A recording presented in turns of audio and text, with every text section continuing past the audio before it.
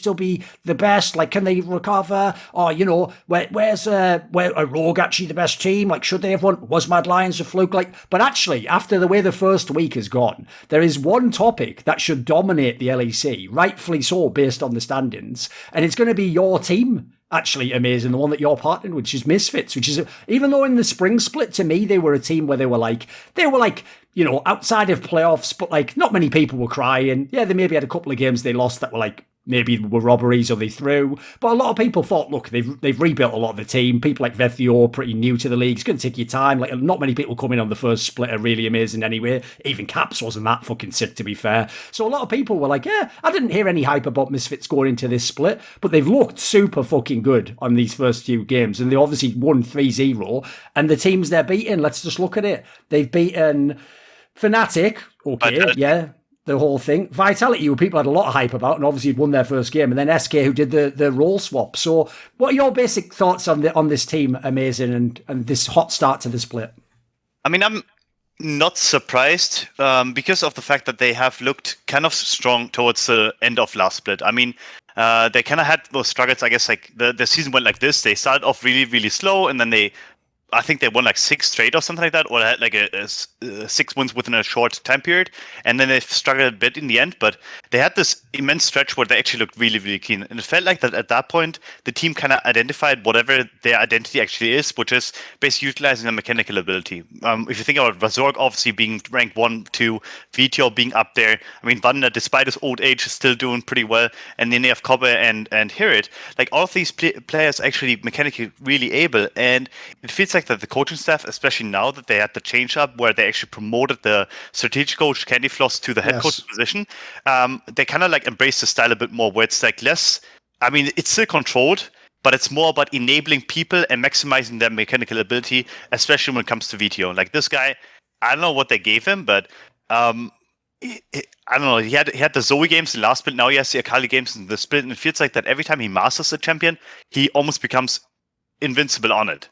And I looked up when I was doing the show with Deficio, Someone in Insight, and actually that's one of the other mad things is when I looked up his most played and most won champions, they were like Zoe, fucking LeBlanc, and Akali, what you just said. So if anything, the meta's also just hit him right in the face, because like LeBlanc and Akali are both fully back in the meta, of course.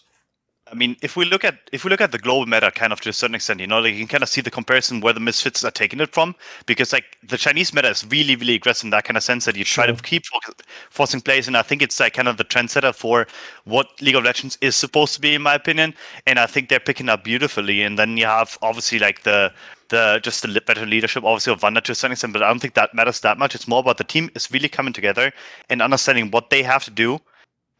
It's just, how long is this going to continue? And that's always going to be the question, right? We had the really good spring split start last year too. For example, 2020, we were like 7-2, I think, at some point, and then COVID hit and everything like that. But it's like sometimes you get complacent, and part of the players actually get complacent, and they really have to avoid that from happening. They really have to like keep this level of momentum up and really keep trying, instead of just letting the pre-season preparation actually lead them, because that's obviously the advantage they have over other teams. They started a month early. They had a lot of time to prepare, whereas other teams kind of took more time off. And I think that's where they really have to like keep pushing and not care about fatigue. Like, that's what they have to do.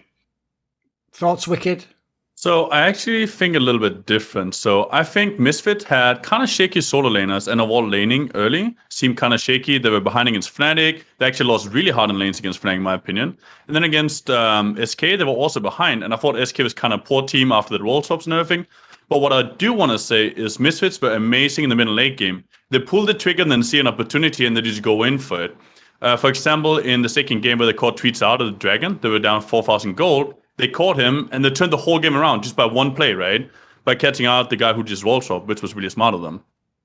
And then the last thing I want to say is, one thing I noticed from Misfits is they try to set up aggressive plays, which is something I saw a lot from China and Korea, where they're actually invading a lot in the enemy jungle and playing around that. And I think it's really nice. You see that in the last game they played, where they invade the enemy rumble, and they managed to get the first blood. They also die one of them, but they managed to burn a TP as well, which is really huge.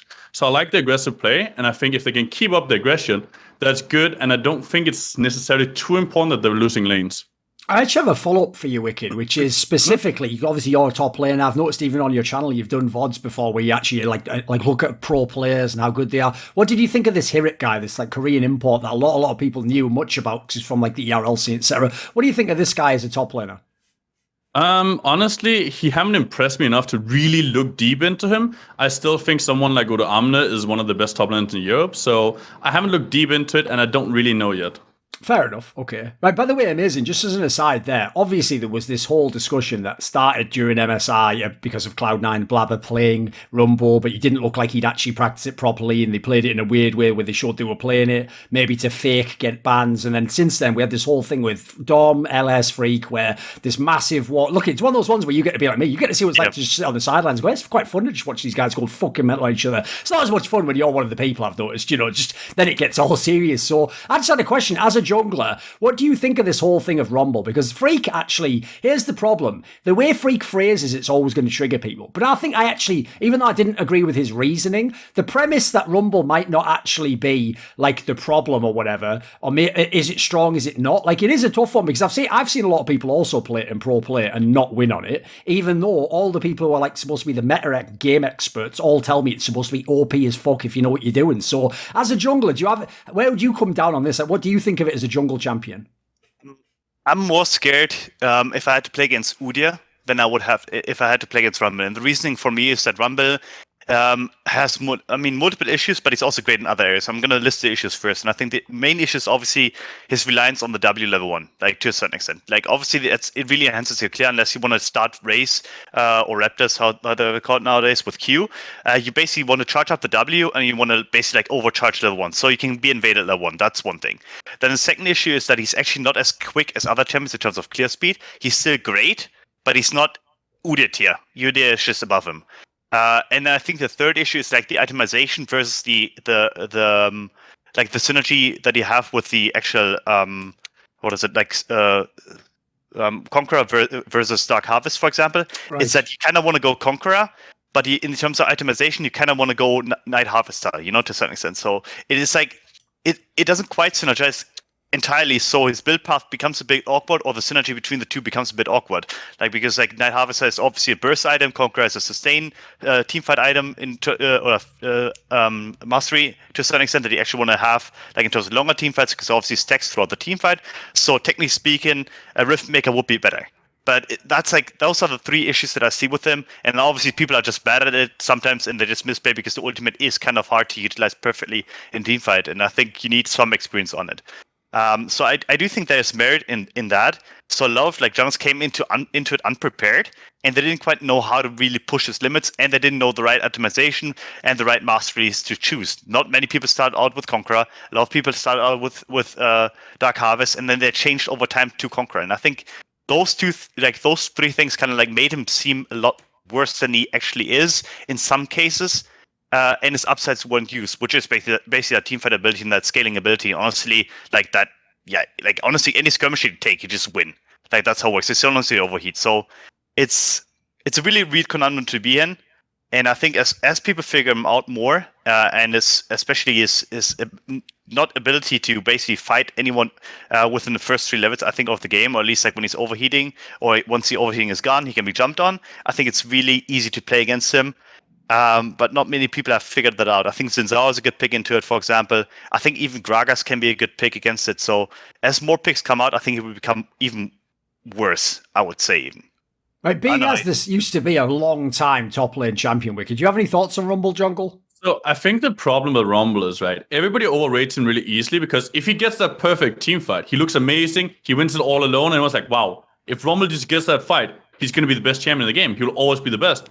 But the problem is, it's very hard to set that up. You can't do it yourself, and you rely on the entire team to set it up for you, while you also rely on the enemy team to misstep and put themselves in a bad position, potentially on a choke point. So I don't think Rumble is as good as people make him out to be, and I think analysts and so on Twitter and overall will tend to overrate him because in his perfect scenario, he will be the best one. Absolutely, there's nothing that even comes close, but it's just very rare that you get that scenario. And that's why I agree with Amazing. I would much rather have a Udyr or the old Morgana before the nerf, because I just thought those champions were better, and they also seem to perform better at later stages at MSI. They're a lot more reliant. the two. Yeah. Like Udi, you have a tempo advantage over the enemy jungler. You're gonna get 28 CS. So, I mean, 7 camps before the enemy is gonna get 6 most likely, or before they get the 7, so you get an earlier reset. Same for Morgana before the nerfs. Rumble doesn't have that kind of innate advantage. You have to basically force people to fight you in some kind of sense for it to get an advantage. And I think that's maybe where the true issue lies, because you can't mind control other people into fighting you necessarily. And if they have any kind of game plan around you, for example, picking Zinzao, whatever it is, into you and trying to dash onto you at times when you don't want to fight, like maybe you're not going to be as good as you want to be. But yeah, ideal scenario, if he gets a 100% team fight, he's the best champion in the game. If he gets a 70% team fight, he's already a lot worse than a lot of other champions, I would say. Obviously, the team that represented Europe at MSI, because they were the champions after that thrilling 5th game win, was Mad Lions. And actually, even at MSI, I would say they played, if not up to the level, probably even above it, because they obviously were in position to potentially actually beat Damwon. They took them to 5 games there as well, and they performed pretty admirably. Now, normally people have this whole narrative. They always go like, oh, you always come back from MSI, there's the lag of it, like you sort of have to recover, blah, blah, blah. Doesn't seem generally like that mattered to Mad Lions, but in their first week, they went 2-1. The only problem is, if you look who they were playing, they beat Astralis, who not a lot of people really care about at the moment. Obviously, they played against Fnatic, who's had the role swap, and so it's kind of still undetermined how good they are. And then they played G2 and they just lost that game. So, Wickd, where are you coming down on Mad Lions at the moment? Like, is Mad Lions the best team in LEC still? I mean, it's hard to say if they're the best team, but I think they look very clean in their games. They had really good games going for them. And I think the game against G2, this is a champion that I hate personally. I think Jace is overpicked a lot. And it's a champion you only pick if you have a really bad bot lane and you have to carry through the top, right? In the perfect scenarios.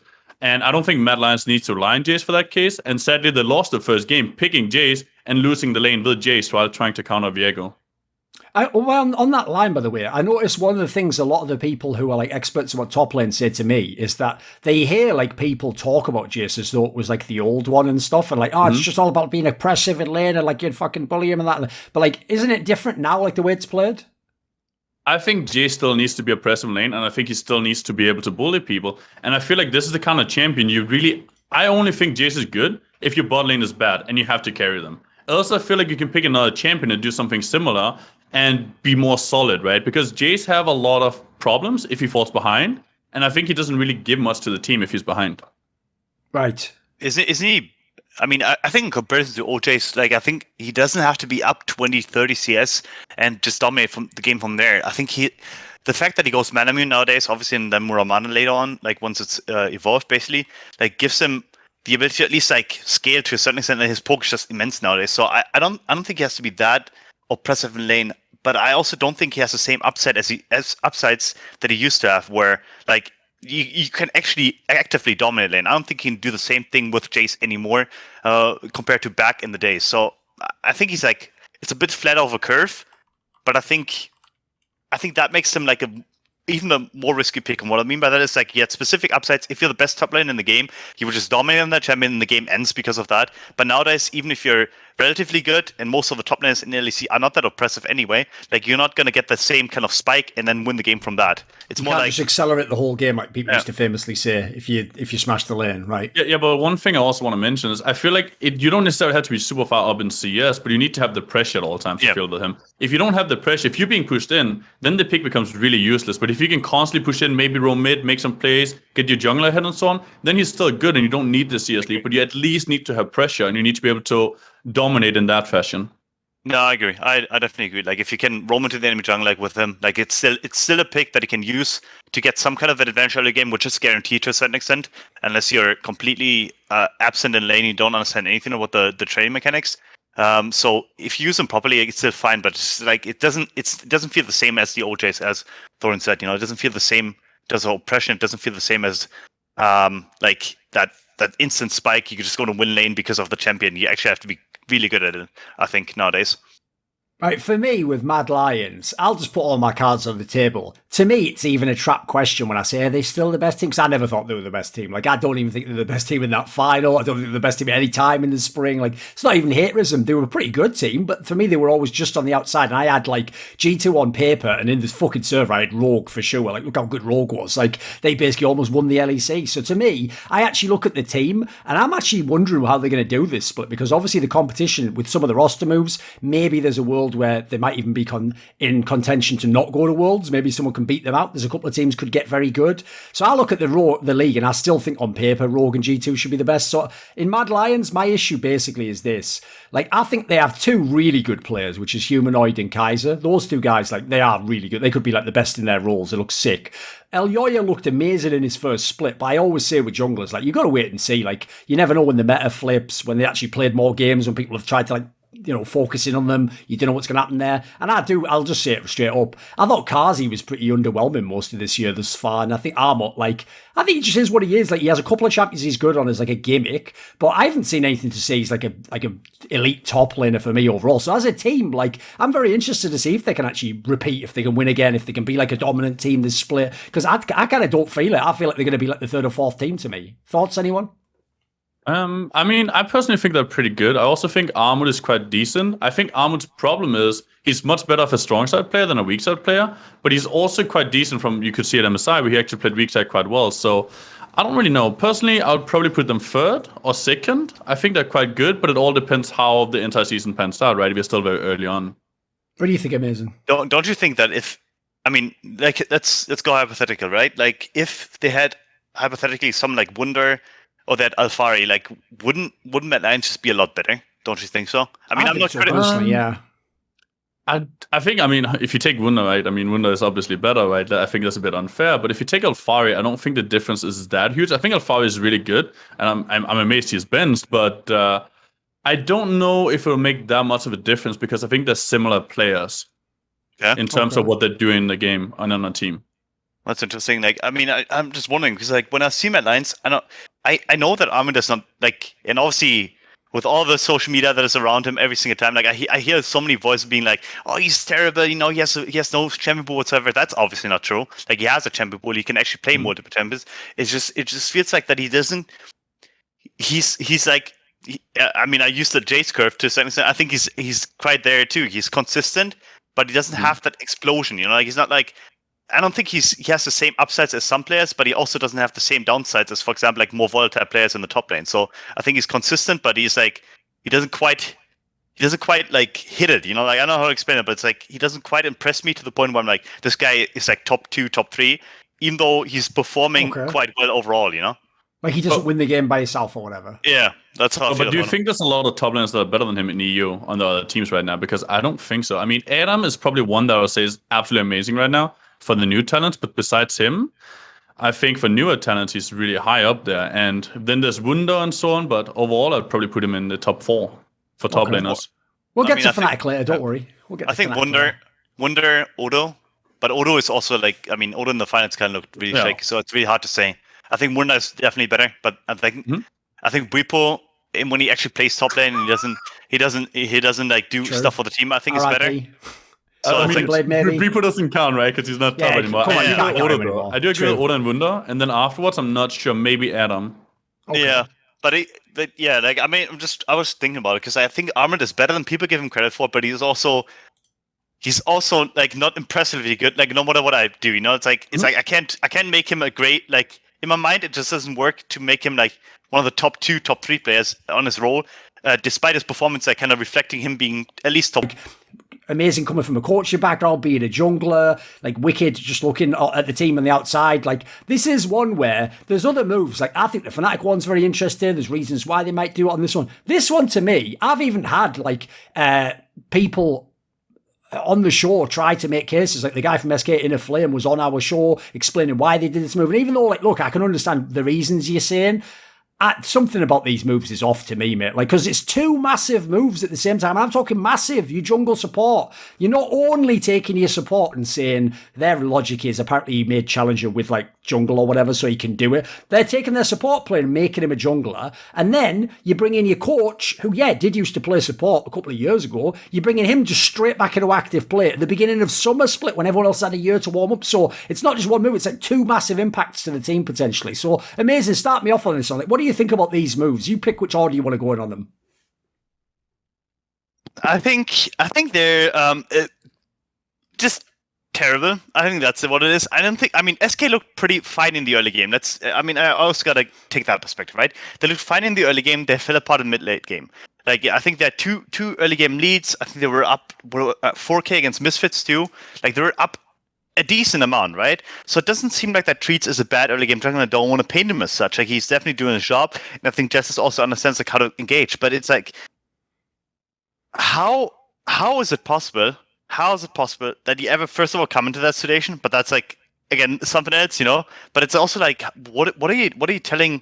I mean, 2 hours look pretty good, but it's more about what are they trying to achieve with this? Like, are they trying to win the LEC? Is that what they're trying to do? Are they trying to win the playoffs? Because they definitely looking to have any kind of synergy come mid to late game. So I don't know how that's possible when you have like a coach and you have a support who was top 3 support last split turning jungler right now. Like, how do you fall apart mid to late game? So I don't understand how that's possible while you're winning the early game. Like, it should be the other way around. You should fall apart early game and win mid to late game scenarios. So that's the only thing I don't quite understand. If you have so many smart players as people are, or as it's being said, Like, but that's my take. I don't know how it's twisted, because they looked fine in the early game. It just feels like going 0-3 with that lineup at that very point in time when you start the season with is terrible, and it's not going to do them any good for the future, because I don't see them improving throughout the split. Wickd. So I agree with that, with everything Amazing said. One thing I want to mention, though, is we're talking about the matchup specifically, right? And I feel like Vitality's big problem is the bot lane. They tend to overextend. They're very good mechanically, but they tend to make misplays, right? Now, we have SK with a super weak bot lane, in my opinion. It's one of the weakest bot lanes in the LEC. And this is the perfect matchup for Vitality, because their weakness is covered now, and they get a really easy game from my perspective. And if they lose, I'm going to be extremely surprised. So I don't think it makes any sense, as Amazing said, to swap out the players. I think Tweets actually look quite decent. I'm surprised about that. But one thing I also want to mention is I don't think he was challenged in the games, right? He wasn't pressured super hard. So that's one thing to look out for. We still need to see a lot more from Tweet before we actually know if he's good or not. Yeah, I'm really wondering what's going to happen if, and I think that's probably what speaks to the matchup, right? Like, I mean, Vitality obviously didn't look that good either in week 1, and again, I expected them also to start stronger because of the fact that they had a decent amount of preparation and hype around them. I think both the teams are kind of like antithesis to one another. Like, I mean, SK is good in the early game. They seem to be doing quite fine, but then fall apart in the mid to late game. And so far, the only Vitality win right now has been through a disorganized game that they kind of won. And it didn't feel like that they actually did something that warrants, how to put this, like, me to even see them as like an individually strong team either. It's like they're fine, but they're not great. SK is terribly, but they also like have no shot calling. So it's like, I don't know how to explain it, but it's like Vitality is in a position where the only way they win is through disorganized games, and SK, I guess, can only win if the enemy is like worse than them and they can somehow organize their play, because I don't see them taking over individually at all. I think go on. Yeah, go on. I think one thing we have to remember is Vitality did play against Rogue and Misfits, which are 2 really good teams as well, right? True. So yes, they will look a little bit worse than they potentially are. I don't think Vitality is a top team, but I think they're a little bit better than they look. Sorry, we'll get to Vitality in a second, right? Here we go. I'm going to do the classic Thorin move, which is where you do... I'll give everyone a secret here. Here's that secret of how it works when I do these shows. I don't actually sit around just with a whiteboard and no thoughts thinking up ridiculous jokes. What I do is when I think of the actual, like my actual analysis, I see if a joke sort of springs from that makes sense, right? So the joke in theory has to like make sense and be a joke. So here's the analysis and joke. I don't buy the whole storyline of it. Even when I had the guy on who's the fucking GM or whatever, trying to explain how they did did it, because his way of explaining it was all over the place. Like, he basically made it sound like, oh, Tinks was like a good jungler and we still believe in him, but he just didn't play the style of jungle we want. And then the players said, like, you know, like they wanted Jesus to play in the team, but then Treats also plays at a challenger level on jungle, so he can go in the jungle and say, wait a minute, this chronology's all over the place, mate. If you just said to me, we didn't want Tinks, and then we were like, right, what do we do? Who else can play jungle? And then Treats like, well, I could. And they were like, right, oh, and then I guess we have to put Jesus in. But then they just stressed the fact that like none of the players wanted Jesus because we also didn't have shot calling and like a good voice or whatever. So my problem is like, some of those answers don't make sense like at the same time. They sort of make sense individually. So I'll just say this is the joke, and this is also how it's going to work. So one thing that's weird about Jesus' name, and in fact Jezu, the other player in the bot lane, is that everyone says it like that because they got to decide how you pronounce it. They say Jesus, right? But if you think about it, right, the word Jesus is written with J-E, that's G, right? So the joke I have is this: since their bot lane is Jezu and Jesus, but think about how I just changed it to how it would be said. What happened is, I know how they got Jesus into this team again. He just said to the team, look, I'm going to ask you one time, cards on the table, if I can get you the G2 bot lane, no questions asked, don't ask me any questions, would you want the G2 bot lane? And then they were like, well, of course, yeah, I mean, listen, we're all in. And then he goes, right, I'll go to management. He finished recording them. They're like, yeah, well, of course I'm in. He goes, there we go, the Jizu and Jesus, the G2 bot lane. There we go, I've got these guys in the server, and then obviously he just put himself in the game. Because I haven't a question about that, right? It's not, listen, boom, boom, whatever. It wasn't the best joke ever. It's good. The setup was a bit too long. I won't lie to you. The setup was too long. But listen, if someone could put that on 2.5 speed, probably a banger joke. Here's the question though, right, I don't even totally hate the Treats part. I do on the angle you said, which is I thought he was actually very good in the spring, and I thought he looked like one of the best parts of their team. But the problem I have is the Jezif one, because people will know he's done this on a bunch of teams now. He's multiple times took himself back into the game, many times support, obviously, and he's always claimed it's the players who ask him to do it. And the logic is, this is why it ties in what you were giving in your analysis. The logic is supposed to be, look, he obviously isn't a top support player right now. He doesn't even play the game. So in theory, as in professionally, but obviously if you're bringing him in to be a shock, you're supposed to be a macro genius. Like, we're bringing you in. The idea is we think the other laners are all good. You're the macro genius. Come in, just tell us what to do in the mid-game. We'll know what to do and we win those games instead of, being like just a playoff team. Because I was told by the Inner Flame guy, they didn't do this, just to test out players and see how the year goes. This was supposed to be like the gamble to win the LEC or to go to Worlds or something. So, does anyone have any thoughts on this, like, Jesus himself coming back into the game and putting himself in as the coach? So these are my thoughts. If I was a player on that team and my coach wanted to start playing, I'd be like, what the hell is going on? You're supposed to trust your coach with everything, right? As a player. And you're supposed to be able to share absolutely everything with him at all points.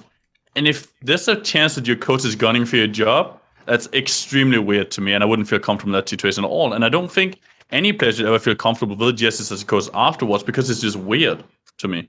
It's also like how they came to the idea. So, I mean, to kind of give you like historic reference, at least like last year, we actually had a situation where Razork had like wrist issues, right? So I had to actually sub in for some scrims. And when I did that, like, it definitely subverted like people's belief in Razork. And that didn't mean because I was like particularly good over this. It just meant like that I had a different angle of playing, and suddenly certain people were allowed to be a bit better, and whereas others took a step backwards. So obviously the players that like I supported, basically like pushed and allowed to be better because of my playstyle, they suddenly were like, oh man, maybe this. Oh, this is interesting to me. This is interesting to me. Like, obviously this didn't continue and didn't get into anything, but that's something that can happen, right? That if you pushed yourself in, suddenly like you subvert the expectations, subvert like the belief in other teammates, because you're giving them a different perspective, giving them a different kind of like aspect to the game. So it's for me it feels really, I don't want to say disgusting, but it is disgusting to my estimation to actually like even put yourself in that situation where you then are like, oh yeah, I don't mind playing, I'm just gonna go play, like that should never happen. Like, if it gets to that point where you're considered a potential like replacement, or you consider yourself a potential replacement, then multiple errors happen beforehand, and that's one, you must have done something to subvert the belief in another player. That's one thing.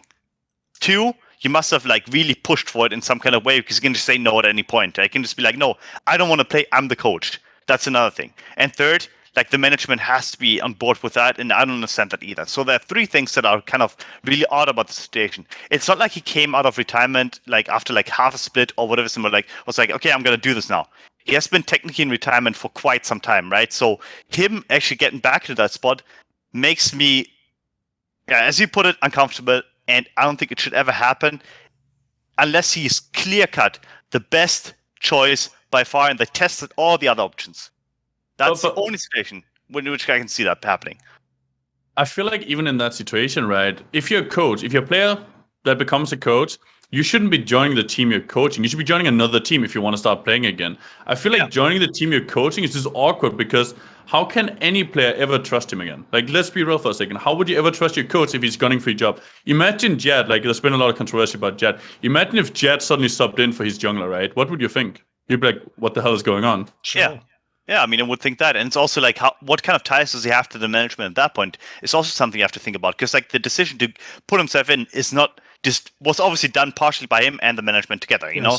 And they've been working together for quite some time now. They work together in Misfits, and now they work together in SK. Like, I don't want to call out nepotism, because I'm not obviously aware of the behind the scenes stuff. Like, I have no idea, like, if this like really a mutual agreement between him and the players, whatever it is, you know, like that's obviously the sense they have.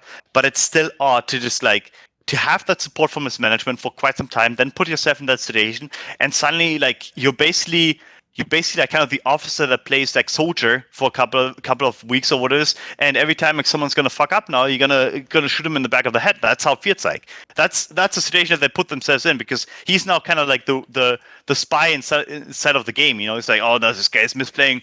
I think we need to sit like, oh, we need another player. Get that guy out. Get another one. Like, that's how it feels like, because you already made that change for yourself. You already put yourself in. Like, this is the first stepping stone to like a really odd situation. Almost like, yeah, like it's like totalitarian leadership, as dumb as it sounds, because like there's no trust anymore. You have full control, and you've showcased that by putting yourself in the game.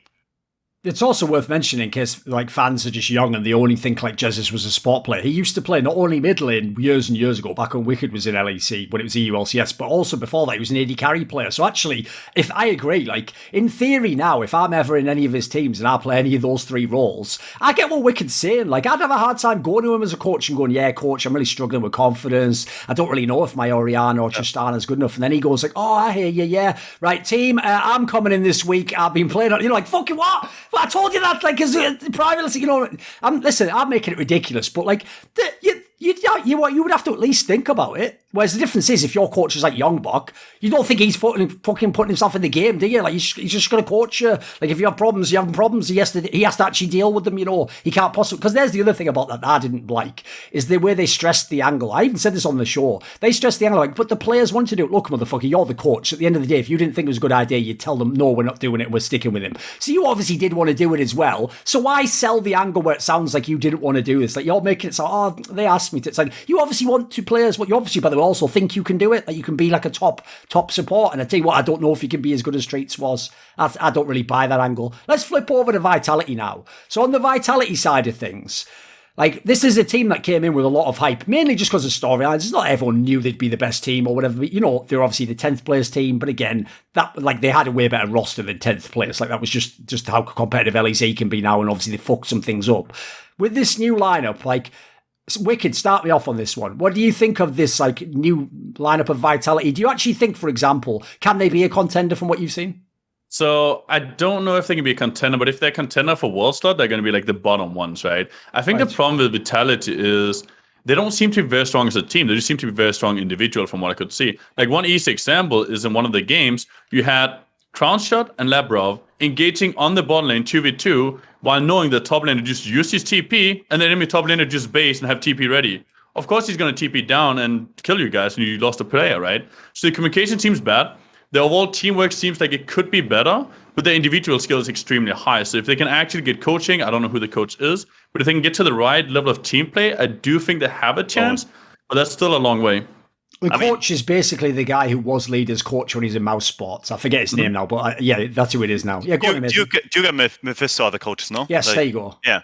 So, I mean, the question I actually have about is about the individual skill, because like I generally don't think that they have the brains to actually compete at the highest level. I just don't. But I also don't think that the individual ability is high enough for me to be like, hey, this team, if they had like, it's not the same as Misfits. For example, with Misfits, I can see that if they had good leadership, if the team is really working fine together, I think they can be a contender for like. I mean, in an ideal world, in an ideal world, they could be top 2, top 3. They're showcasing it with a 3-0 start right now. But like with Vitality, I don't I don't get the same gut feeling. I'm like, hey man, if these players are like really well coached, if they're really guided well, they're going to be top 2, top 3. I just don't have that feeling about them. And it's when I look at the individuals that it really hammers it home for me. I obviously don't know about SLT enough. I just don't know his ability. But I have some kind of historic reference for Selfmade. I have historic reference for Leader to a certain extent. I have historic reference for Labrov, and I have historic reference for Crownshot. Crownshot has never been like better than I would suppose like he has at the top been at the third best AD carry. Third, second, maybe. I mean, I would say like, but I think right now in his given form, I think he's not barely cracking the top 5, if anything, but most likely going to be a lot below that. Leader, like in the mid lane, you have Caps, you have Humanoid, like who are 1 and 2, like obviously above him, like already. Then you have VTO is kind of pushing the limits right now, so you can consider him maybe up there too. So you already have like 3 players, and you have Larson who's also up there. So where's Leader gonna rank, right? Leader is not a top 4, top 3 mid laner. He's just not. Like no matter which way people want to twist this, he's not as good as the other players that I just mentioned. Maybe he can beat out VTO in the long run, but the other 3, he's not going to beat out. He's not better than Larson. He's not better than Humanoid. He's not better than Caps. So where are you going to rank him? You know, like it's that their individual ability is overblown, and it's built on narrative more so than actual skill. Because even Selfmade last split, he fucking sucked. Like he sucked. Like he really sucked. Like he was one of the reasons why Fnatic actually performed as badly as they did, probably on top of internal errors and whatever it is, right? Yes. But like obviously he didn't quite have the spring split. So the question is like, where is he ranking right now? Because narrative wise, yes, he was a top 2 jungler for quite some time, right? Yes. Like he was up there, right, with the words runs, you know, and everything like that. So I don't want to dismiss that ability to come back to that level. But right now, he's not that. He barely again cracks the top 5. If anything, he's probably below the top 5. So that individual ability, in my opinion, is overblown. And I would say that Volatility also would need to replace the support position. And I think that's probably the thing that they lack the most, is some kind of leadership. Someone like Vander, someone of that archetype that is really just pushing the team to unite and actually understand like the macro game. Because for like quite some time now, and it didn't matter which player they've brought in so far, it felt like Vitality's macro game just felt terrible.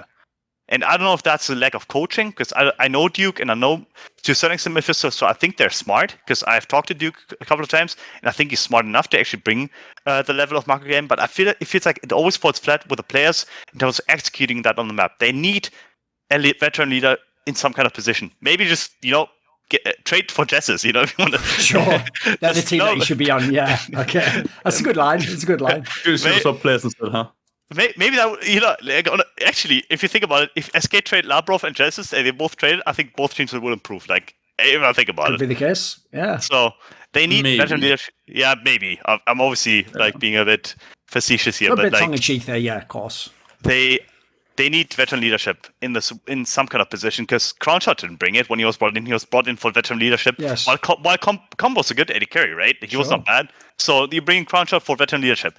Veteran leadership doesn't improve. The team doesn't seem more cohesive. So now you bring in more firepower, and you don't increase the amount of leadership in the team. You know, because Selfmade is, to my estimation, not a leader as far as I'm concerned. Leader is not a leader, which is stupid, but and SRT is not going to lead the team, and Labrov is not going to lead the team either. So what are you going to do? You know, like you have to do something about this issue. Yeah, go on, Wickd. I think you're right about most things. I think one thing that Leader and Selfmade could be good at is actually getting kills in the mid lane. I think that is something those players are good at getting, right? And if they can get those kills in the mid lane, they can snowball that into leads and controlling the game. I do agree they have bad macro. I think the bot lane is weaker than it needs to be. They need a stronger bot lane, so they need to step up there. And then top lane, honestly, top lane seemed fine to me, so I have nothing there. I think peak, as I said earlier, maybe top 3, that's something they could be gunning for. But as you said, I don't think they're one of the best teams in Europe. They're just kind of middle of the pack, I think. Yeah, the tough thing for me is that I definitely agree with the initial analysis you said about how, like, individually they have good players. Like, that's basically the saddest part I've seen about watching these first few games. I was just praying that, you know, they have some, like, amazing leader, self-made synergy, and maybe the young guy knows how to play, like, weak side or whatever, and then the bot lane just folds. There's all these ways you could hope, and I am making, like, 7 things have to happen that I haven't seen happen yet, so it's not that likely. And I have to say, when I watched the game, I agree, unfortunately, like, they don't seem like they really have much of a clue what they're doing macro-wise. They just have have, like, in theory, good individual players, but I also agree with what you're saying and amazing. If you go down the list, the only one who even, like, right now has ever shown potential to be the best in his role is self-made, and that is not the form he's in at the moment. And in fact, you even look right now, if he can play Zinzao, yeah, that's a champion I could see him being a monster on. Tell you what, when he plays Udyr, fucking Udyr is not a self-made champion. I don't want to see him on that champion. Like, where's his mechanics going to be? That's the one where there's like, you just bash the buttons and just run around. Like, that is not a self-made carry champion. So to me, I actually wonder, because in this scenario, I guess in my case, you'd have to like heavily draft around your jungler, which I don't know if you really want to do right now with how all the lanes are, etc. Then you also, I agree, everyone else is basically like, they're either like decent, average, or maybe slightly above average at their role, depending on what you think about the player and where they're at. So the problem is this: if you wanted to really have it where like, oh, they're all monsters and so they're going to win off into it, then they have to be monsters. They have to be like top esports where they could have like dodgy macro, but like, you know, like 4 players could be the best in their role, like in the world or something. Like, yeah, if you have that level of team, you can sort of break League of Legends. But let's face it, if you watch League over the years, it doesn't tend to be the super teams that actually win. It tends to be the team where on paper you don't know how good they're going to be, but then in the server, you know, this player just is smarter than his individual skill looks, or this person's a great shot caller, or this player, like, he's a jungler that no one thinks that good, but then maybe it's a supportive meta and he plays awesome around the solos or something. Like, it's like League is a team game, and the team aspect really does win out over individual player. Like, you're not going to, and Andrew's saying they don't have like all the best players, so they do look like a bit of a dodgy team. I was hoping they were going to be a contender. Now they look more like they have to get it together and then they can maybe steal the last spot. I kind of agree on that one. Should we flip it over? Yeah, go on. What did you say? I mean, they really need to figure out. I mean, that's something that I've to just have insane contempt for. It's like you have like so many puzzle pieces, but it's all the same puzzle piece, if that makes sense. Yes. And also, it's like you keep trying to like connect the two, but it doesn't work, right? You have so many mechanical players, whatever that is, but it's like you never create like that synergy together. You never fit the piece together. So I don't. It's just to my estimation, it's just bad scouting to a certain extent, you know. Like, I mean, I don't want to write them off right now, but I do think that they're not gonna. I actually am just gonna call it out. They're not gonna make it to Worlds for sure. They're not gonna make it to Worlds this split. They're not gonna make it to Worlds next split. They are also barely, if anything, gonna get 6th place playoffs. Like, if they get into playoffs, they're gonna be 6th. Like, I just don't see them above Mad. I don't see them above G2. I don't see them above Rogue. I personally see them competing potentially with Misfits, but that's like basically 5th, 6th maybe. That's like their range, I would say. I will say, since he said it on Twitter and we talked about it on Summoning Insight, this is where actually I thought Monty had a pretty good sort of out of left field take, where, because obviously to fans, they only care about what your last split was in LCS or LEC. So they all do believe that like Soaz is washed and he's trash, he should never play again. And he's caught. Monty made the point, like, if you were making a team like this, so you're gambling on the whole leader self-made thing, like Wickd said, like, they're supposed to just carry the mid lane basically. And then the bot lane, you're hoping is at least just like a go even bot lane. He said basically, wouldn't Soaz be like the perfect top laner for this team? Like, smart guy, understands macro concepts, can play weak side, like that. You want that. You don't want like the rookie top laner who's a carry top. Like you've mixed together too many, like you say, too many things that are the same. Like, you don't have balance in the team there. I thought you had a point actually. What do you think, Wickd? I mean, I think someone like Source, if he's still good, I don't know how good he is at the game right now, to be fair, but if he was still good, if he is, he might be. And someone like Armut would fit really well because they're really good weak side players, right? So something like that would fit super well, especially because they can both play strong side and weak side, which is super good when you have a strong mid lane, a jungler. Because if you get ahead mid jungle, you can start playing strong side. If you get behind, you can just play weak side and you can chill around. Yeah. All right, go on, amazing. Yeah, create the balance. Either you get a veteran top laner, which obviously like right now is really hard, but or you get a veteran support. Like, you have to be able to play one side of the map, has to be able to play weak side continuously and every game, if need be. Yes. They have to have that ability. It doesn't mean that they only have to play weak side, but they have to have that ability, and I think that's not a given. I'll use this example where I'll use both of you as players. This is going to sound a little bit BM Wicked, but just roll with the like analogy and don't take it too personally. So here's the problem, right? If I had to look at your two careers, the reason why Amazing lasted longer at his role, like the LEC level and doing gigs there, isn't like raw scale or like, you know, it's, believe it or not, it's actually that, in my opinion, his style of play just suited better being a veteran when you don't have to play off mechanics, basically. Because by the end, I mean, he said it many times himself, he was just basically playing like with his brain. He was just playing jungle with his brain and fixing teams that desperately needed someone to help them with that aspect. Whereas in your style of play, Wickd, like you used to be a smash the lane top lane, like you were playing your favourite champions, you win the lane, you get the kills, you was solo lane teams. Like it's going to be a lot harder if you have to just play like Maokai, fucking Shen, stuff that people don't really want, like they thought of as the weak side top lane as much. What do you think, Wickd? 2 PM, did I go too far?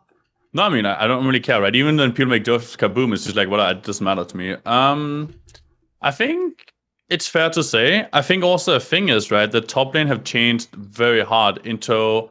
Right now, I think top lane is in a position where it's extremely weird to really gauge how strong a top laner is, especially in competitive environment, right? Because a lot of top laners tend to look way worse than they are, or way better than they are, depending on how the jungler plays, and depending on where the jungler plays around, right? So it's very hard to really gauge how good the top laners are, and there's only a few players where I'm 100% confident that this player is super good, or this player is really bad.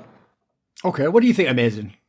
I mean, yeah, but it's a conscious decision that like people go through. Like I think Wickd, like when for example, like obviously you were with CLG EU, like at that time, like you obviously already played cerebral. But the thing is, like as soon as you get out this team aspect, right? When you suddenly like break out of it, like, and you have to kind of reinvent yourself every single time. And I think that's maybe where I was able to do more of that because of the fact that I think I also had like a different role on already. I had a different role already on Origin, and I was kind of already like transferring myself in, or like becoming that player that is able to be cerebral and kind of lead the team like from the outside perspective. So it is definitely something that you have to go through in order to extend your career if you want to be a fit all kind of player, But to kind of come back to the point, I think specializing nowadays, actually, I mean, if I think about it, specializing to one aspect of the game is actually not even that bad nowadays anymore.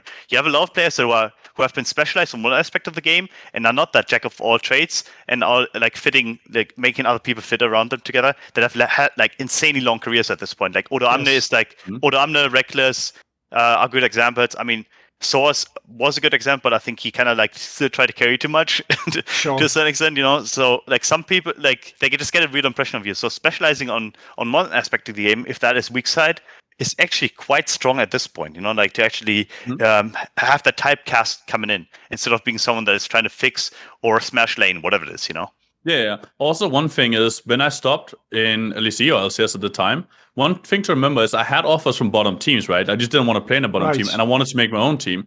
And I actually got onto a team with Upset and Caps, but due to unlucky things happening with Gangplank and so on, we actually ended up losing. So I did have really good chances to get back in it, right? And I did have good challengers teams. It was just extremely unlucky circumstance that happened. Yeah, fair enough. Right. Let me see. I think maybe about like the idea that Whipple might swap or whatever, but like, do you buy, for example, the idea that for a team like Fnatic, you can roll swap like that? Tough to say. I mean, I don't think so because like so far, as you said, Fnatic, every time they hired a jungler, besides I guess their season 5 hiring of Reignover, like season 6 they hired Spirit, right, which was supposed to be like a god jungler. Season 7 they hired me, which was supposed to be no, I'm not gonna say that. Whatever.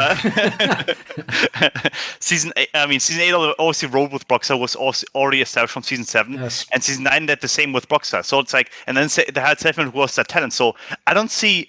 In the same vein of Fnatic junglers, like continuously, besides maybe the Reignover hiring, I don't see him like being already having that promise coming in. He doesn't have the same kind of promise that the other junglers have had. So I don't think that he's set up in the best possible way.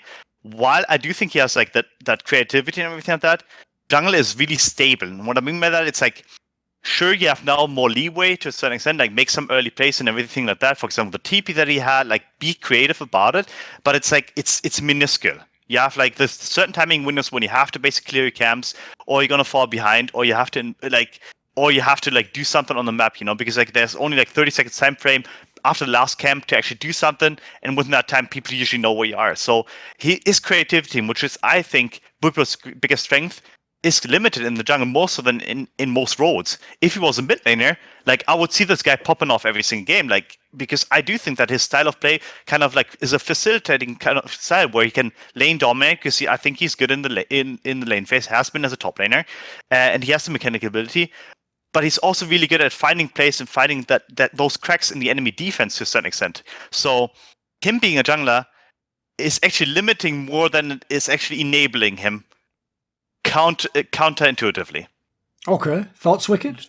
So what I'm thinking, if I was a team that wanted to be a top team and I needed a top laner, I think Adam is the number one player I would be looking at as new talent, right? He's extremely good. And one thing he's shown is in a competitive environment, he's actually playing aggressive. Some of you guys might have seen the Olaf versus Renekton game, but he actually played fully aggressive. Though Renekton, he died for it, but it was worth it, right? And he kept being aggressive and doing extremely well, even though he never got any help from his team because Breepo was nowhere to be seen that game, right? So I think Adam is a super good talent to pick up. I would 100%, if I was a scout, look for him and try to pick him up if I could.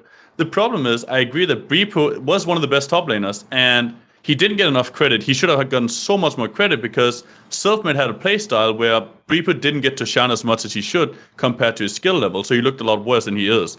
Now, I don't know how good Breepo is in the jungle. He haven't looked terrible. He had one really bad game. And then besides that, he wasn't really pushed in the other two games where he was just kind of chilling around, doing what he needed to do, and had good games, right? For example, his Carter's game, it was super easy. He got a kill early top, went bottom, got a couple of assists, got an assist mid when he ultimated, and he was just relaxing. It's really easy to play Carters in the jungle when you're super far ahead, right? Yeah, I mean, it's how to put this. Like, it's less about like if the jungle role was more like season 4, season 5, whatever it is, right? I think Breepo would fare a lot better. Like, I mean, I'm actually after rethinking this a lot more, you know, like I had this take last time that I talked about Breepo potentially like being outlasted by people that are more mechanically intensive in the jungle. I don't think that's actually the case. It's more about players that understand the team concept in terms of like how to utilize the jungle in order to make team plays around the map is where I think he has more struggles with than anything else. It can obviously occur throughout the split that he's going to get better at it, right? Utilize priors, make dives happen.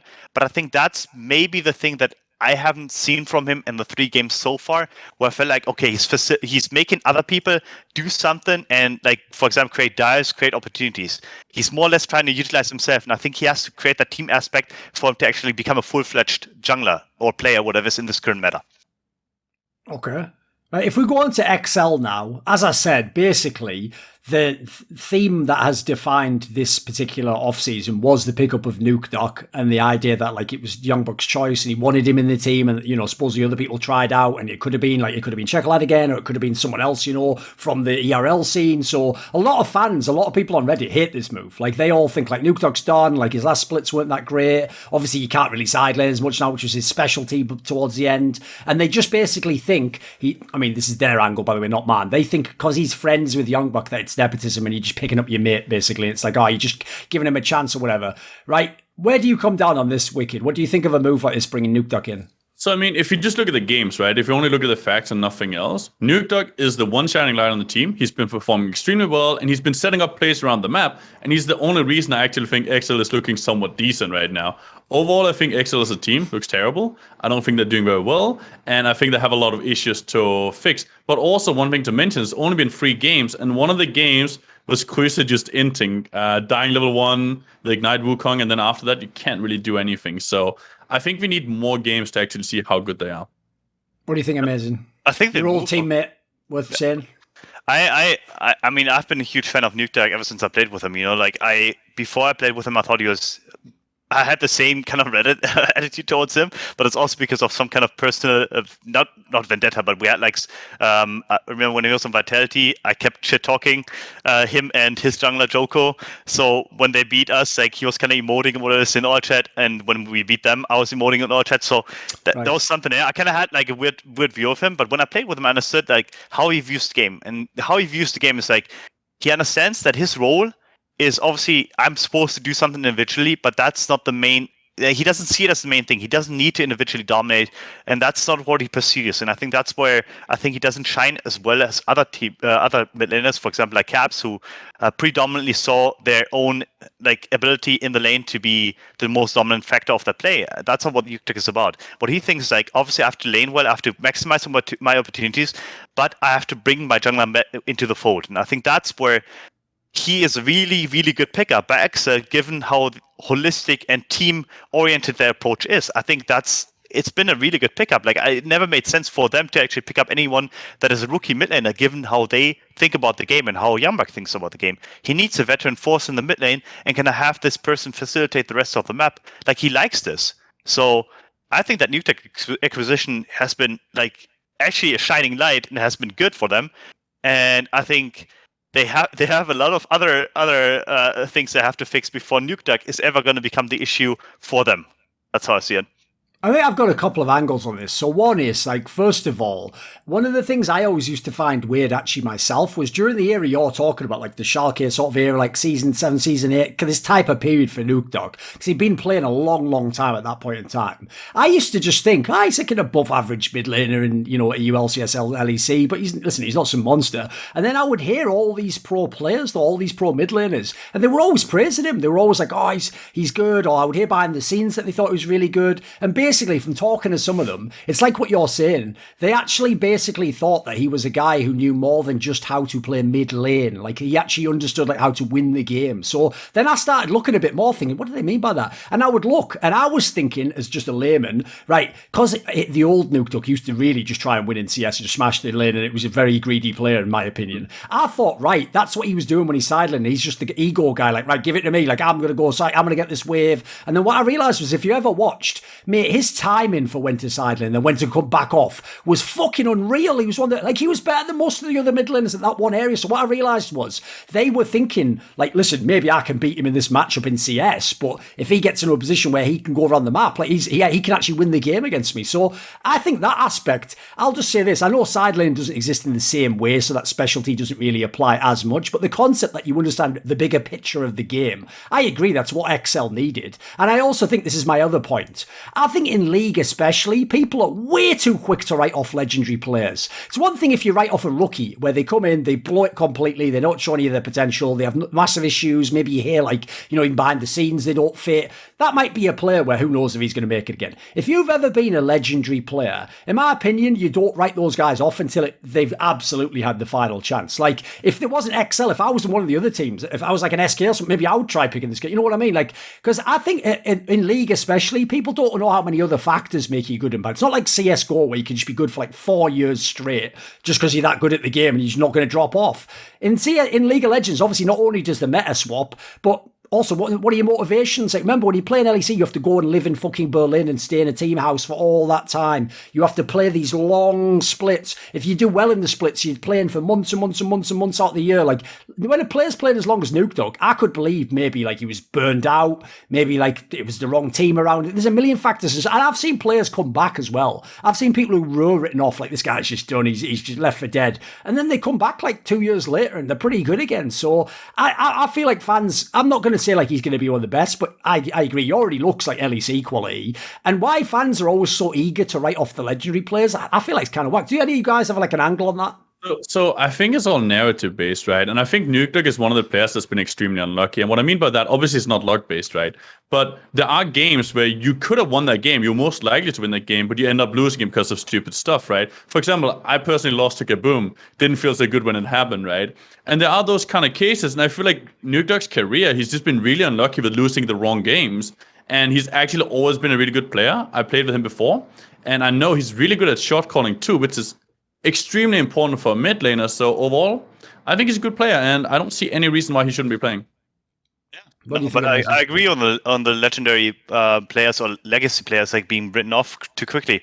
The thing is that most people don't understand, like when rookies nowadays are being picked up, they're actually being picked up at the peak. That's like they're actually not being picked up like for necessarily like their upsides or whatever. In the future, they're actually being signed for what they are right now. Like, that's actually the thought process behind a lot of the rookie signings, that oh, this guy is really good, we're gonna sign him right now before anyone else does it, so we can utilize him for 1 or 2 years, hopefully ride it out, and then when he sucks, we're gonna right. So but we have this legendary players like or legacy players like who have been playing for a long time. Their careers have also like they have peaked to a certain extent, but that peak to a certain extent has extended. You know, that's why they've been playing for so long. So every time they have like a sudden dip in their performance, it's kind of like they get like in their brains, the management or the coaches get the same signal as they get for rookies. Okay, this guy's done for. We're gonna throw him out. But that's not how it works. Like, you will always have like slight dips, slight wins, slight dips, and then at some point, like, you're gonna be able to peak in the right circumstances, and you just have to replicate those circumstances that people were most successful in order to create not the dips but the gains. That's just how it works. And I think a lot of teams don't understand this. Vander, for example, like this guy, every time he had a team that was halfway capable of having any kind of cerebral, like, any kind of intelligence, right? Cerebral ability, like he's always been performing well. So, like in Spring Split, let's say Spring Split would have been Summer Split of last year, right? He would have been maybe written off because the team only plays 7th. But right now, again, like they're 3-0. On Rogue, he was fucking good, and the year before that, he was also like really decent. So I don't know what people are trying to like gain by just writing out legacy players by having like 1 or 2 bad splits, or it's mostly just one. Yes. Because it's just one bad split and they're suddenly written off, and you're like, oh, I guess he's done for. That's actually something that NA doesn't do. Like I'm surprised that NA is actually better at this, at keeping talent. Maybe they're keeping them around for too long and kind of like overstep overstep that point. But EU doesn't do this. Like Sora's being written off. Like I mean, Wickd was written off at the time when he was written off. I was written off after surprisingly after season 6. I was written off. I was already like. Yes. Like when I would join Fnatic and we kind of had that sucky start of the split, I was written off. Like, how does that even happen? Like, you have one mess split and you're written off. So, be a bit more realistic about this and understand that create the same opportunities in the same kind of like surroundings that those legacy players endured at their peak, and you will have the same kind of thing happening to you. Like, for sure. I think a really big thing is in esports, or League of Legends esports especially, it looks like the grass is always green on the other side, and everybody's looking for that, right? But if you actually look at the pro players that are good, they've been around for a long time. Wunder's been around for 7 years. People don't even know that or realize that, right? But he's been around forever. Oramner's been around for like 7 years or so. Even Adam, who's like a new rookie pickup, he's been around for like 2 years or something like that in lower leagues. So a lot of the new rookies even have been around for a long time. And it's not like, oh my God, this new talent came out of nowhere and he's suddenly playing at the best level. They've actually been around, grinding for a long time, and achieved what they got throughout a lot of effort.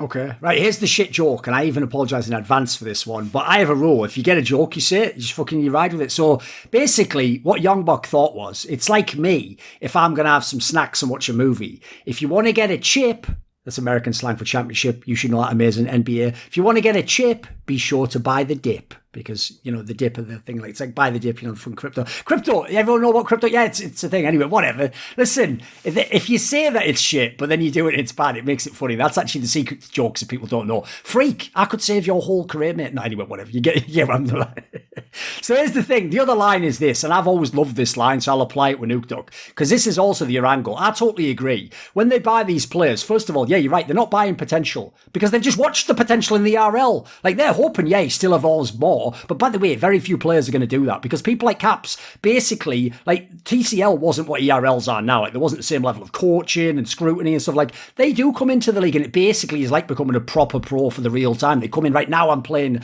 So you can see a player, you know, get 3 times better in a year or 2 times. Oh, these players, like, you just have to hope they're as good at the ERL level. Never mind that. Like, never mind being, like, as good as Caps. Like, a lot of them aren't going to be. So I always say this line when people think that, like, raw mechanics beats, like, experience. I always say, like, someone like Nukeduck has forgotten more about how to play mid lane than some of these rookie mid laners have. Like, they might be able to beat him in solo queue today on a specific matchup. But where are they going to be in 2 years? Like, what would they do in a certain type of macro game where they had to make a call at some point in time and they have to know, like, am I actually behind in the game? Am I ahead in this game? Like, that's the shit that, like, experience, you can take experience to the bank. And also, yeah, let's be real, like, actually Nuke look pretty good in these games. So, okay, what about this?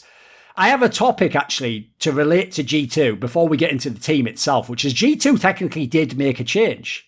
They added Nelson, who was the guy who was the LNG coach a while ago in LPL, and obviously he's been on a bunch of my shows, me and Dom's shows, and he's a pretty spicy character for someone who's from, like, Asia, you know? He kind of gets, like, you know, Western humour, and he knows also, by the way, that with, especially people like Dom or with, like, Europeans, he can kind of, like, flame people a bit, you know, and it won't be considered BM, which it would be in his country. So basically, this guy's been brought in, and because he's got this, like, public persona, you know, people are loving it, because he's been added as, like, a strategic coach for G2, and always they used to say in G2, even when they had the super team, Grabs is more the guy with, like, man management, you know, he's, like, dealing with egos, he's dealing with who's on their game at the moment, who has to sacrifice. He never even pretended, like, I'm a draft genius, you know, he was doing stuff. So a lot of people are hyped, like, they think this is, like, the missing piece, you know, if he comes and he brings us, like, you know, LPL wisdom, obviously in theory of all the teams, G2 are the team that has the skills to execute something like that. A lot of people are kind of hyped, they feel like this could put them back on top. Wickd, are you buying it? You think the addition of Nelson would be legit? So this is the only problem I have there, right? Nelson, comes from Asia, or he came from China right here in this instance. He That's worked your in China problem? recently. No, Pretty wait. rough. All right. No, this is my problem. Yeah, go on. So the problem is that people tend to overhype it because, oh my God, he's from China. It's going to be amazing. It's the same with the Korean players, right? Like, it's going to be absolutely amazing. But they don't actually dig deep and see what actually happened there. How did his teams do? Were his teams really good in that region or not? And I like Nelson a lot. I talked to him a bunch. I'm actually really good friends with him. I think his teams didn't really perform super well, and I don't know anything about what he does in G2, so I'm not hyped or anything about it because I just don't have the information. But I feel like a lot of people go out there and like, oh my God, he's going to be amazing. I know nothing about him, but it's going to be the best thing ever. Yes. Thoughts amazing? No, I'm with you. I mean, I think he has the right mentality though for G2. I think he wouldn't take anyone's shit, and which is really important on that kind of team because they have so many veterans and so many players that played for such a long time. And I do think at least what my prophecy is going to be, I think it's going to enable that aggression, like especially that Reckless has kind of lost over like.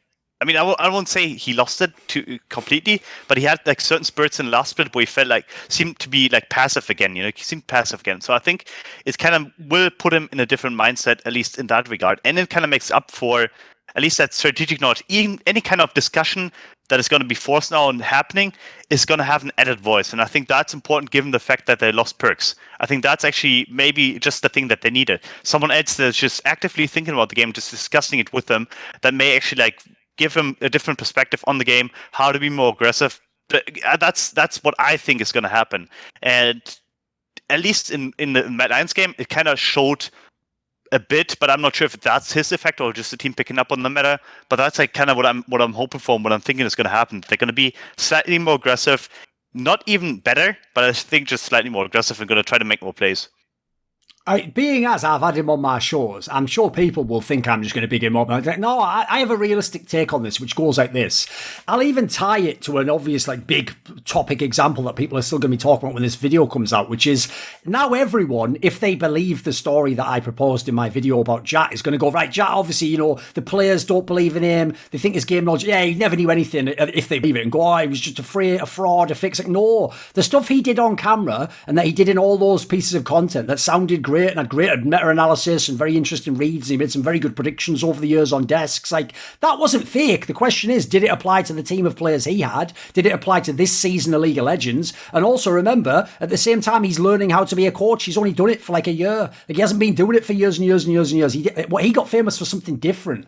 So in my opinion, there's a lot of storylines intersecting. So in the Nelson case here, I think from talking to him, he does a great job explaining things and having like very strong reads of the LPL stuff. But the problem is that doesn't mean that when he goes into a team setting and a team he's never been on, like a European, it doesn't mean it's going to work. You know, you never know. Like, I don't know how good he is at communicating that. Like, I do feel like G2 is probably the right team because I feel like they are a team where they know they've got the skills and they might be open to the idea. If I tell you, like, look in the LPL right now, this is actually sleeper OP and people about it, that might actually turn a player on, like, one day to go, okay, I'll give it a go then, you know. Whereas if it's just a random guy from an ERL telling me that, maybe you just go shut the fuck up and wonder and I'll play, you know, whatever it was, Camille or something, you know, whatever I want to play. I could see that. So I could see it working both ways, but I'm definitely not going to say it's like ironclad that it's going to be awesome, you know. I want to see if it works because I also do think you can have game knowledge, but just not always be able to apply it. That's true as well. Yeah, but that's basically what I said, right? Like, the problem is we don't really know anything because we can't see the team environment. So it's really hard to have a real grasp on the situation, be like, this guy's going to be good or bad, because I don't know what he did in China when he worked for the teams. I don't know what he brings to the team. I mean, I'm sure G2 knows it to a certain extent, so at least like G2 knows. But I think the most important part is like that G2 is not a team that is like, I mean, I don't want to say they're not coached, but they're like, they don't need as much input, you know. The only thing they need is like kind of like this extra push in certain situations, or that extra knowledge they can rely on, like that source they can ask, hey, what do you think about this matchup in this kind of sense? You kind of get like the old brain going a bit more, you know. So I don't think he has to do too much to actually for them to actually improve. He just has to talk about what he knows. And I think that will help them greatly because he has that LPL experience, even if it may be on lower tier teams. I think it's more about the environment that's kind of like re-energizing players, because you talked about like before the show, and that like SES life, LEC life can be sometimes boring, you know, like. But if you have someone from China or Korea, whatever, let's say someone comes over as a coach for you, and he's like, he has been in the LPL, he has been in the LCK, whatever it is, like you're gonna listen to him differently. Maybe that's just gonna revigorate your play to a certain extent. Maybe that's just it. It doesn't have to be that much. Like people always think that coaching has to be like a strategy coach or like some kind of like assistant coach has to come and dictate everything. It's like, oh, you do this and do that. No, if he brings a voice that is kind of somewhat reliant and he knows the stuff, that's all they need. I agree. And also, go on. If he only helps a tiny bit, that still makes up a massive difference. And small bits in League of Legends snowballs really hard, so it's going to have a big difference, right? So if you can just make a tiny difference, that's really beneficial for G2. Actually, on that point then, that was the thing I was going to say, basically. When I've talked to him, it does sound like one thing he could definitely bring to G2 is I think actually from hearing him talk, some of the G2 players are actually like their own worst enemy, because it sounds like some of them, no joke in draft, will ask for picks where it's like, that isn't even supposed to be like a good matchup, mate. It's just that because you're like, in this case, let's say like Mickey X or Caps, you think it is because you're a fucking sick player at your position. So what you're actually doing is like semi-handicapping yourself, but thinking like, when I play it in solo queue or against lesser players, I don't worry, I can take care of this or whatever. In that case, it sounds to me like he's going to be a little bit stricter and sort of be like, look, these are the best picks right now. Why don't you just take this? Like the best pick, you're already a good player, then you just win the game. You don't have to fucking make up a skill matchup in that sense. So that I could see that working on G2 as well. Because I know some of them have had that issue in the past where it's like, oh, I can take this, but it's like there's a big difference between I will win on this and like, oh, I can somehow not be as bad as this should be. Like those two positions can get blurred with players if they want to play the champion, or if it's like a classic one for them.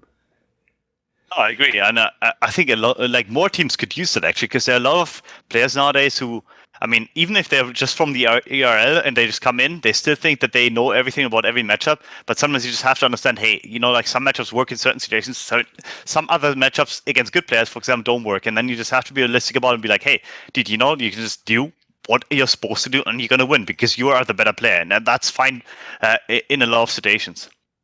No, I agree with that. Yeah, go on. If we go on now to talk about like G2 generally, how about we do that like the players who make any points who want?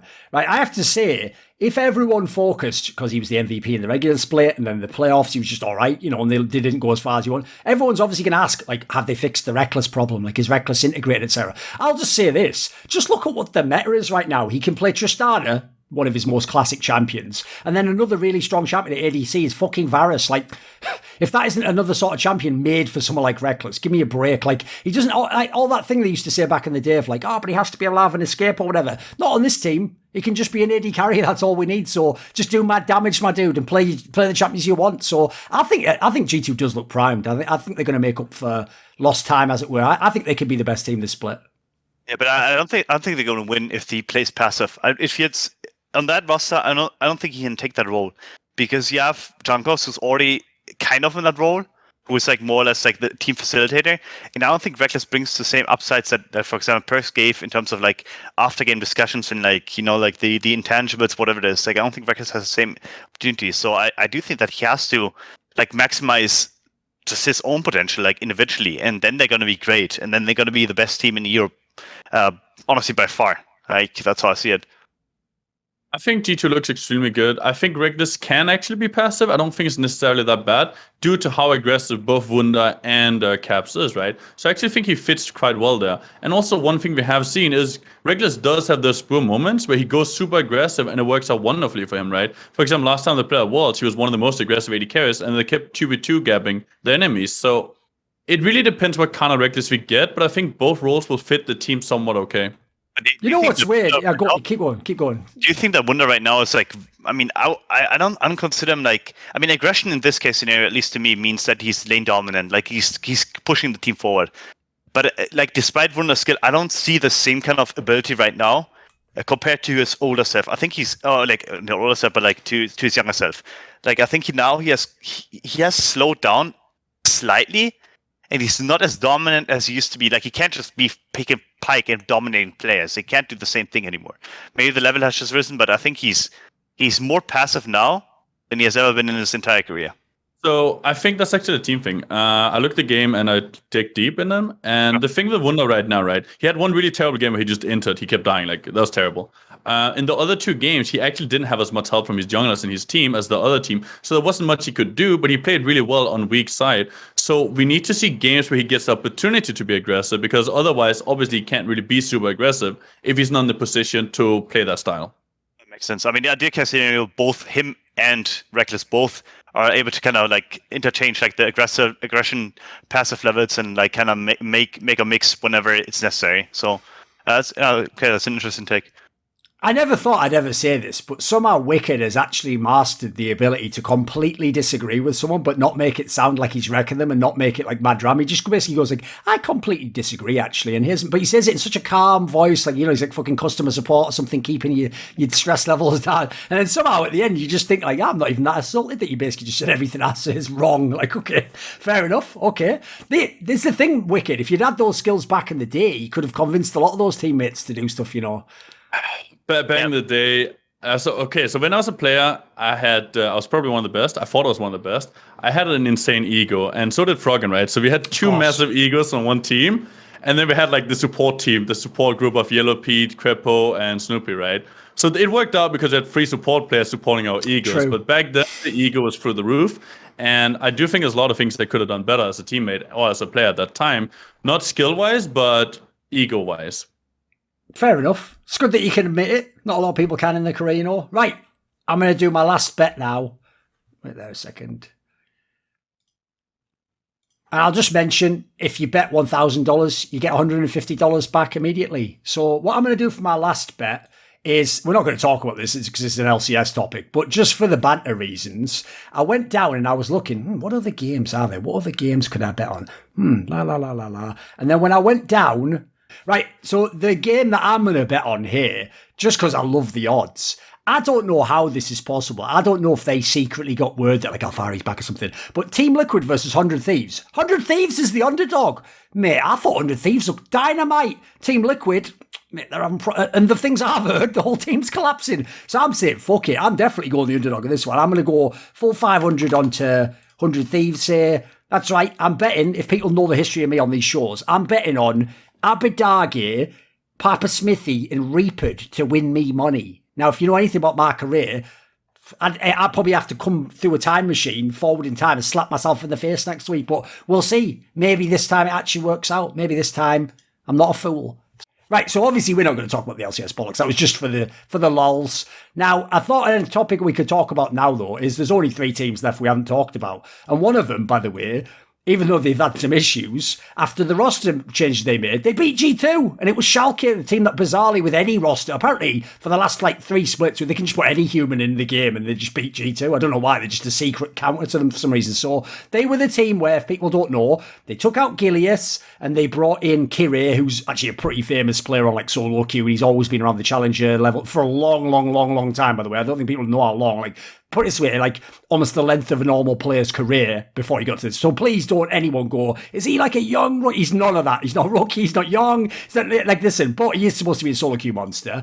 They brought him in, which was questionable because obviously Gilius was kind of considered the heart and soul of the Schalke team. And then the other move they made was, because they lost Abidage to the aforementioned 100 Thieves. Wow, I saved it with the segue. That wasn't just an awkward LCS bet for no reason whatsoever. No, right. Since they sold Abidage, they brought in this guy called Nuclear Int, who I noticed apparently he was going to change his name to Nuclear. Great decision there. I'd never put Int in my name if I was a player. If you know anything about how Reddit narratives work, that's like putting an alley-oop to them over your own basket constantly, mate, and then letting them just slam on you all day long.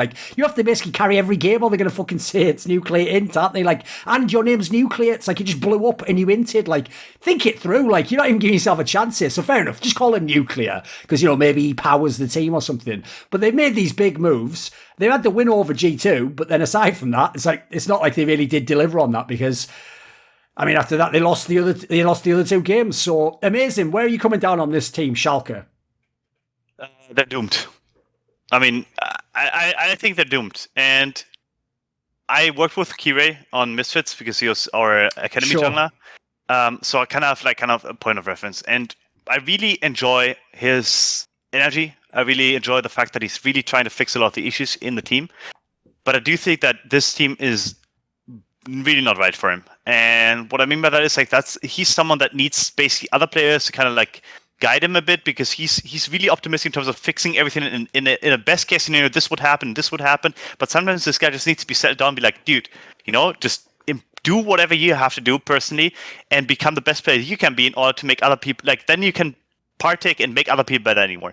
But so what he does is like basically he tries to replace his individual skill a bit too much with the team aspect. Right. And I think on that team, you have too little individual skill in terms of like, I would say, Neon is okay. He's Sure. good, but he's not the greatest. Like, I think Limit and Broken Blade are pretty good, but I think Nuclear End is like a rookie, so he's not the best. Kira is, as I said, like, he's not the best right now, and I think Neon is not the best. So you want him to just be a full-on, like, hard carry jungler. Yeah, he needs to be more. He needs to do more for himself in order to basically make demands for the other players and make other players better. Because if your individual skill is lacking so much that, like, you have to, like, you continuously you become an issue to your team, then it doesn't matter what you do for your teammates. It doesn't matter. I've been through that phase, and I think he's stuck in that phase continuously. So I think, despite his solo queue ability, like, he kind of does not translate it properly into pro play because he's a bit too optimistic about a lot of things. So yeah, I would say they're doomed unless he fixes that attitude completely and really focuses on himself from an outside perspective and from working with him. That's what I think. And it's not a knock on him. I understand where he's coming from. If he had a veteran team around him, like, I think he would do fine. But it's not the team for him. It's just not the team for him. So I actually have something to add to that. So I've played with Kirei on a team, right? And we had mid laner called Koshka at the time. And Kirei was literally playing the jungle and playing the mid lane at the same time. And what I mean with that is, Kirei was literally saying, Koshka stand top side of mid, Koshka stand bottom side of mid, because Koshka had zero map awareness. So Kirei was just directing him around in the lane where he needed to stay, depending on where the enemy jungler was and depending on where he was. So I do agree that Kirei tends to give up a lot of his own agency and focus on his own gameplay to help out teammates. And it's not necessarily the greatest, especially not if you want to be the best, because you need full focus on yourself or you can't perform at the absolute highest level. It's almost impossible. Like, I mean, if you think about the comparison, obviously I also work with Koskyu Schalke, and I know what you mean. Anyway, to kind of think about Gilius versus Kira, I think Gilius, like, that's why I was so confused by the change, right? And I really want to hammer this in. I think Gilius, he has so many individual faults, like, but he's so similar to what I think a jungler should be, like, to that idea that I have in my head, that even his individual faults don't really show up to me anymore, and he has fixed a lot of them. He's not individually, like, he doesn't make many individual misplays anymore. He's not that over-aggressive anymore. He still has some kind of ins once in a while, but I think he has the right mindset in terms of, like, what do you have to do as a jungler? Like, keep pushing forward, do certain things on the map, like, figure out ways to basically create things for your team, like create plays for your team. And I think that's maybe the main difference between him and Kyrie, where Kyrie has this defensive mindset about, like, I have to keep, like, fixing my team, make sure they don't int, and then maybe we win, which works on if you're the better team, but if you're the worst team, you just lose anyway. But, like, Gillis has this right attitude of, like, I have to keep pushing my team forward and understand I have to do something on the map for me to get a lead, and then we're going to win the game from there. And I think that's, like, Gillis would fit better with his roster than Kyrie, and I still don't understand the change. It makes me confused about what Schalke is valuing in terms of, like, on the team, because I don't think they really respect, and so far they haven't respected this kind of veteran leadership, this kind of, like, pushing forward mentality, like, make things better instead of, like, just fixing mistakes. I think they're more inclined to fix mistakes than they're trying to, like, just live with subpar some issues with the team, but the team is actually doing fine, rather than, like, fixing every single mistake and then having a baseline that is, like, 8th or 10th, Mm-hmm. So I also want to look at the positives, right? So one thing I saw from Schalke that's really positive is Broken Blade. Broken Blade was dominating both Wunder and Kris in the top lane, like, completely top-gabbing them, killing Wunder over and over and over with his team. And then against Kris, he also got extremely far ahead from a level 1 play, which meant they could just completely destroy Kris, on his Wukong, because he doesn't have flash and he's running Ignite. So I think Broken Blade is a massive plus, and I actually want to see much more from him, because right now I value him as, like, a mid-tier top laner, but if he keeps this performance up, he's going to skyrocket up to the top very quickly. I think he could very well be the best top laner in EU. Like, if he really keeps this up and really pushes his performance. Even last split, he looked fine, right? But he was, like, at best, he was, like, top 4 probably, top 5 maybe. But I think this split, he can actually elevate himself to top 3 if he really does well, if he really keeps pushing forward. I always appreciate the adventure that is anytime Wickd has to say a new name on the show of anything. Like I never know where he's going with it. Like I had to check myself for a second. Who the fuck's he talking? Oh Christ! Right? Oh shit! Like okay, there we go. Right, that's just how. I've even learned Wickd. I thought it was just being Danish. Like, are you just weird for Danish people as well? Like, sounds like you just make up your own shit, mate. Wait, what do you mean? The wordings, the pronunciations, or? Yeah, like I don't think anyone else would look at that name and say like Kurse or whatever you said. You said like it was like Cries or something. Are you trying to pronounce it like a Danish way? Cries, this is just a name, you know. Who cares? Okay, what's in a name? Okay, I see. Shakespeare. How's that snake champion in the mid lane called again? How's that snake champion? That was my favourite one. I don't remember this game, I'm sorry. All right. It was Cassiopeia or something. Listen, like I said, it's not I don't like it. It's an adventure. I can't wait to see where you're going to go with it. It's good. So, okay, I have to say, I'm actually not a big fan of this Schalke team now because I did think Gilius was one of the best parts of the team. I thought Abidaga was like the one player you had to keep because they obviously lost Odoarm there. And then, like, I think Limit's pretty good. I liked him as a player, but this team isn't great. Even when we had him on the Crackdown, Dom did that awkward thing. I mean, probably because he knows my skill set, where he just asked me, like, how's this team going to do whatever? And I was like, look, I'll be real. I don't think they're making the playoffs. And obviously the players sat there like, oh, well, that's just my career. Yeah, cool. Thanks for that opinion. Like, but I have to say it's true. Look at this team. Like, I know you got the win over G2. Great. But, like, I'm sorry. Like, there's too many teams that actually have better players. Like, I just don't know how you're going to make it. It's going to be hard. It's going to be hard, especially because I think the nuclear guy would probably have to be amazing. It's a fucking mid-lane league. LEC will always be a mid-lane league. You're not going to be able to have, like... Remember, I'm not hating on him when I say this. On paper, he's one of the worst mids in the league until we see more. Like, he's going to be like 9th or 10th. So it's going to be fucking hard to make playoffs to the 9th or 10th best mid. So that's my thoughts on that, right? There's 2 teams left. One's good. One's Astralis, but actually has 2-1 in victory. So even then, I can't shit talk them at the moment. They were also against XL and SK. But let's do the Rogue one first, since Rogue obviously is a big dog, right? If you remember, Rogue basically went 2-1, but the one loss was this bizarre loss to Fnatic, actually, where, yeah, somehow it just went to shit. So... amazing. What do you think of Rogue? Because they're the team where, like I implied earlier on, most people felt like with the way they played in the playoffs, they were supposed to win that LEC split and, you know, it was supposed to complete all the storylines. So I think a lot of people came in hyped, like, right, can they win this split? Is this the time to be the best? What do you think of Rogue? I mean, I don't think they can win the split. I think they should have won last split. I think it was the only chance because they, like, it kind of felt like, how to put this? Like one of the last NBA season to a certain extent, there were so many teams that felt banged up to a certain extent. For example, like G2 seemed pretty banged up. They seemed exhausted to a certain extent, to my estimation. That really gave him the shot, right? Because Rogue had to go through G2. They really had to make that happen in order to win the split. And they had a perfect opportunity. They were up to 0. If you lose that kind of series and then you go into next split without anything else that changes within your team, I think it's really tough to regain that motivation. I'm not saying that, because I think they realize that too, that now G2 is in a different spot. G2 feels stronger, they seem stronger. You have more competition from other teams too, like from Misfits. Mad Lions got that, for example, or like even potentially from other teams. Then you have Mad Lions who went to MSI and really got that international experience again.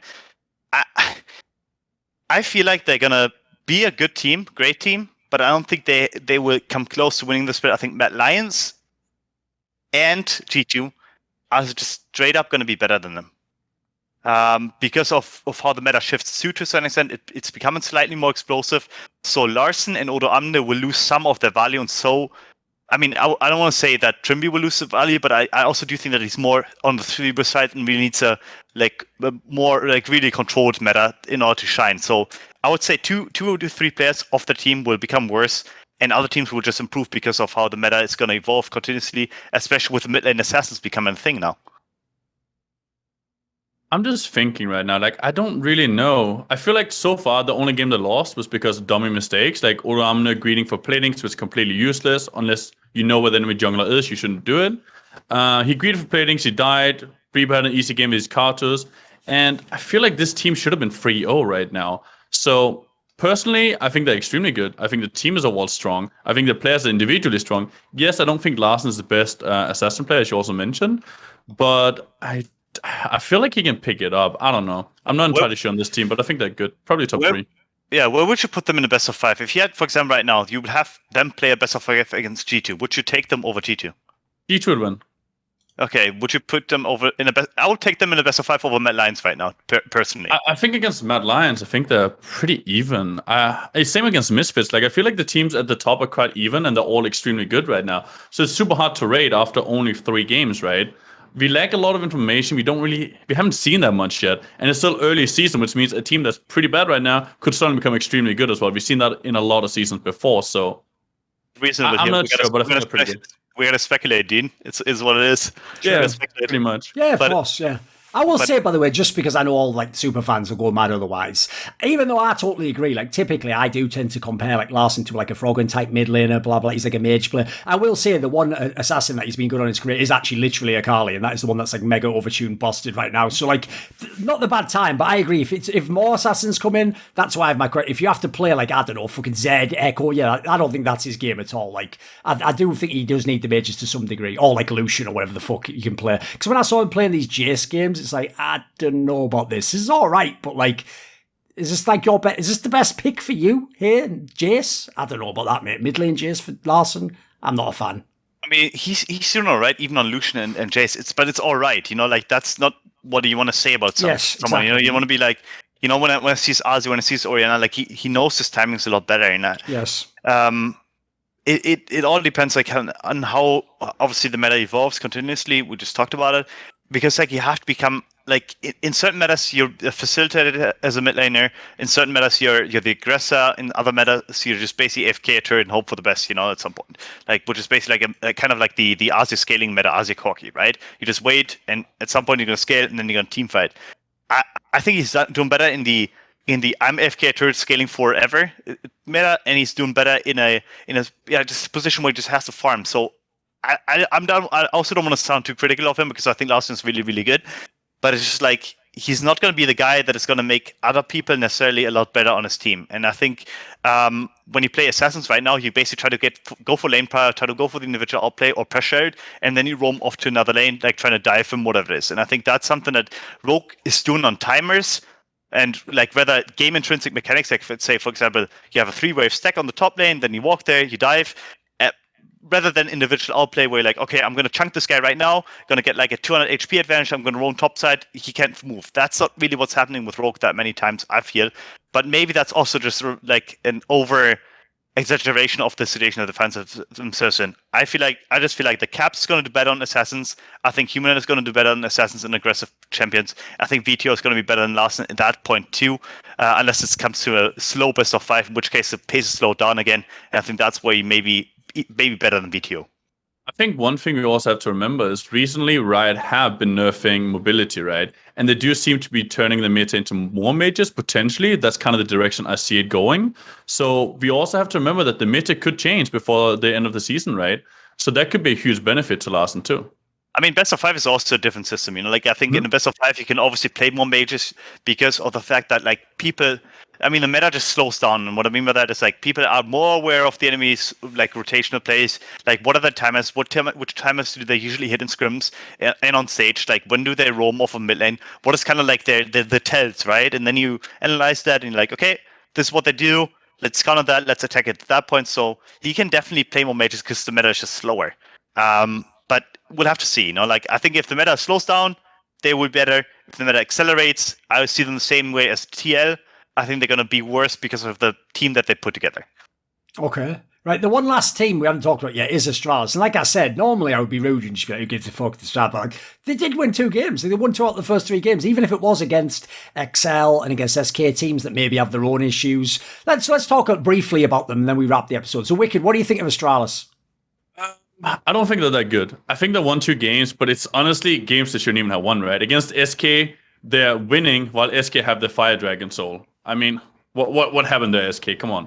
The SK team is just not very good. So I think Astralis had a really good week, and I don't think it's going to continue, and I think they're only going to go downhill from here.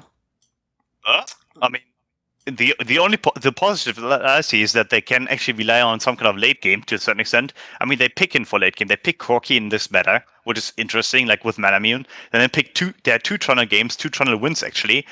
So it's like, I think they understand their style and they understand their weaknesses. So at least in that regard, I have to applaud them because, I mean, I think we talked to, what's her name?